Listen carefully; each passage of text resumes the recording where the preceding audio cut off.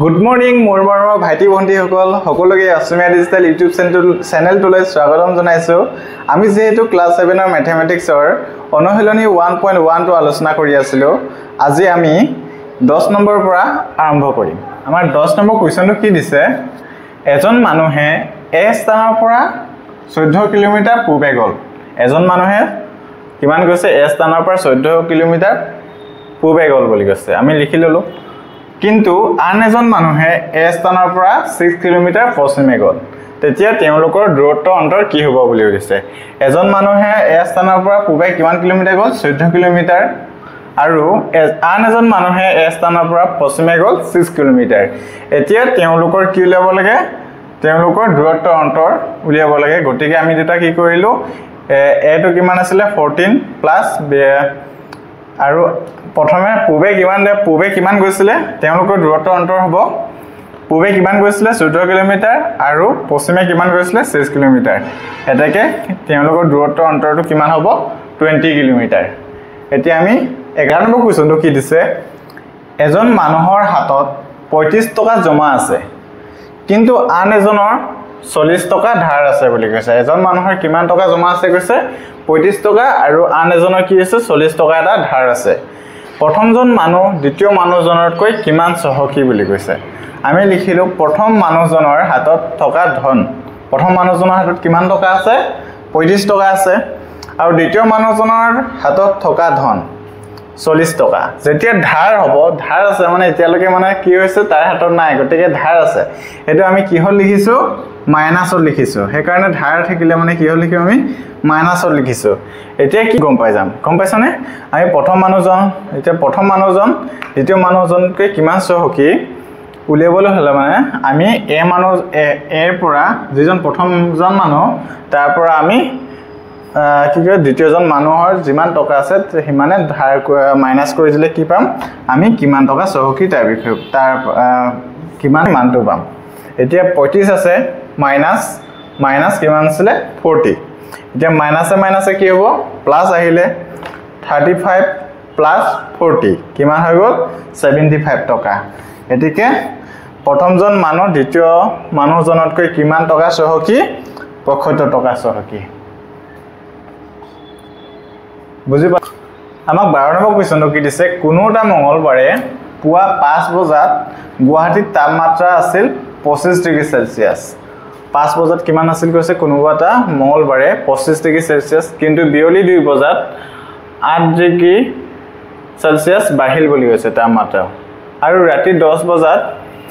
3 degree Celsius কমি তাপমাত্ৰা কমিল 3 ডিগ্ৰী সেলসিয়াস কি হল কমিলে কিন্তু আকৌ বুধবাৰে দুপৰীয়া 12 বজাৰ পিছত তাপমাত্ৰা 5 ডিগ্ৰী কি হল বাহিল বুলি কৈছে এতিয়া আমি প্ৰথম মঙ্গলবাৰে কিমান ডিগ্ৰী 5 বজাত কিমান ডিগ্ৰী বাহিল কৈছে কিমান ডিগ্ৰী আছিল 25 ডিগ্ৰী সেলসিয়াস তাৰ পিছত কি হিলে কিন্তু বিয়লি 2 বজাত 8 ডিগ্ৰী সেলসিয়াস বাহিল কৈছে বিয়লি 2 বজাত কি হল 8 ডিগ্ৰী সেলসিয়াস বাহিল আৰু ৰাতি 10 বজাত 3 ডিগ্ৰী সেলসিয়াস কমিল বুলি কৈছে 3 ডিগ্ৰী সেলসিয়াস কি হল কমিল এটো কি কোন দিনা সেলসিয়াস আছিল মঙ্গলবাৰে তাৰ পিছত আহিলে আৰু তাৰ পিছত কি আছিল বুধবাৰে দুপৰীয়া 12 বজাৰ পিছত তাপমাত্ৰা পুনৰ 5 ডিগ্ৰী সেলসিয়াস বাহিল কৈছে কিমান বুধবাৰে কিমান ডিগ্ৰী সেলসিয়াস বাহিল কৈছে এটো 5 ডিগ্ৰী সেলসিয়াস আমি যেহেতু এটো মঙ্গলবাৰে আছিল হেকানে ব্ৰেকেটত ৰাখি দিলো আৰু যেটো বুধবাৰে আছিল আমি হেকানে এফালে কি লিখিছো +5 ডিগ্ৰী সেলসিয়াস এতিয়া আমি এটো প্লাস কৰিলে কিমান হ'ব এটো প্লাস কৰিলে প্ৰথমে 35 ডিগ্ৰী সেলসিয়াস সৰি এটো কিমান হ'ব 25 আৰু 8 প্লাস কৰিলে কিমান হ'ব 33 ডিগ্ৰী সেলসিয়াস -3 ডিগ্ৰী সেলসিয়াস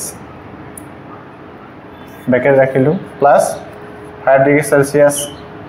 33 পৰা 3 গলৈকে মানে কিমান হ'ব 30 ডিগ্ৰী সেলসিয়াস প্লাস ভালে কিমান আছিল 5 ডিগ্ৰী সেলসিয়াস ইকুৱেল টু কিমান হৈ যাব 35 ডিগ্ৰী সেলসিয়াস এটাকে ফালে লিখি দিবা এই সময়ত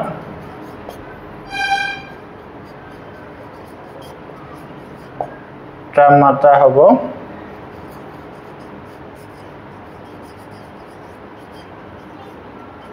কিমান ডিগ্ৰী সেলসিয়াস 35 ডিগ্ৰী সেলসিয়াস এতিয়া আমি 13 নম্বৰ কোৱেশ্চনটো কি দিছে আমাক অনুৰাধাই বেংকত 3200 টকা জমা থলে আৰু পিছদিনা তাৰে 2540 টকা উলিয়াই আনিলে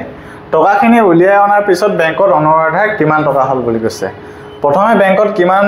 হাজাৰ থলে মানে কিমান হাজাৰ জমা থলে 3200 টকা জমা থলে তাৰে পিছদিনা জমা থোৱাৰ পিছদিনা কি কৰিলে 2540 টকা কি কৰিলে বেংকৰ পৰা উলিয়াই আনিলে তাৰ পিছত টকাখিনি উলিয়াই অনাৰ পিছত বেংকত কিমান টকা আছে উলিয়াব লাগে আমাক বেংকত জমা থৈছিল কিমান 3200 টকা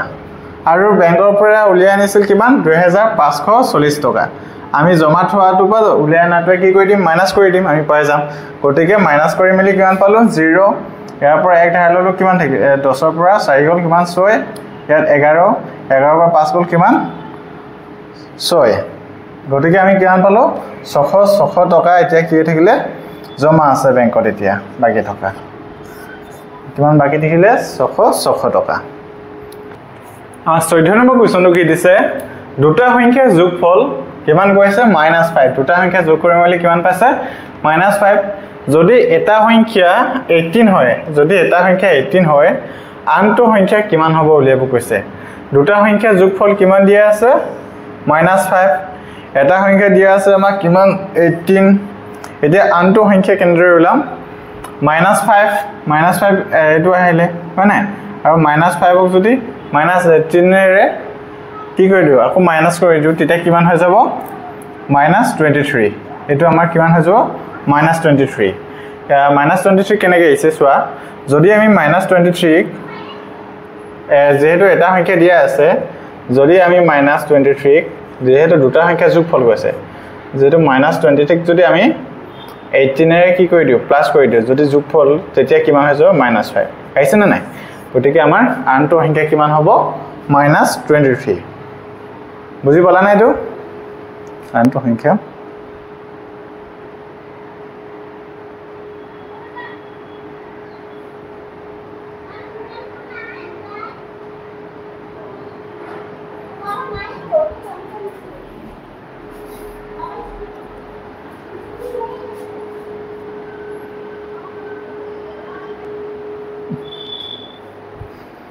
আমাক 15 নম্বৰ কোৱেশ্চনটো কি দিছে -23 লগত কি যোগ কৰিলে যোগফল 0 হ'ব বুলি কৈছে একেবাৰে ইজি কোৱেশ্চন হয় -23 লগত কি যোগ কৰিলে আমি 0 পাম +23 প্লাস মাইনাস কি হৈ যাব মাইনাস হ'ব গতিকে 0 একেবাৰে সহজ কোৱেশ্চন হয় আমাক 16 নম্বৰ কোৱেশ্চনটো কি দিছে দুটা অখণ্ড সংখ্যাৰ যোগফল কিমান দিছে -48 কৈছে দুটা অখণ্ড সংখ্যাৰ যোগফল কিমান হ'ব -48 তাৰে এটা 20 হলে আনটো কিমান হ'ব বুলি কৈছে দুটা অখণ্ড সংখ্যাৰ যোগফল কিমান -48 এটা সংখ্যা হল -20 যে চোৱা আনটো সংখ্যা হ'ব এতিয়া এটা হৈ গল -48 আমি -48 ক কি কৰি দিম -20 কি কৰি দিম মাইনাস কৰি দিম মাইনাস আকৌ এফালে কিমান আছে -20 আছে -48 -1 কি হৈ গল +20 ইকুৱেল কিমান হৈ যাব -28 এটাকে আনটো সংখ্যা হৈ গল -28 ভিডিওটো ইমানতে সামৰণি মাৰিলো অন্য এটা ভিডিঅ লগ পাম বুলি আশা ৰাখিলো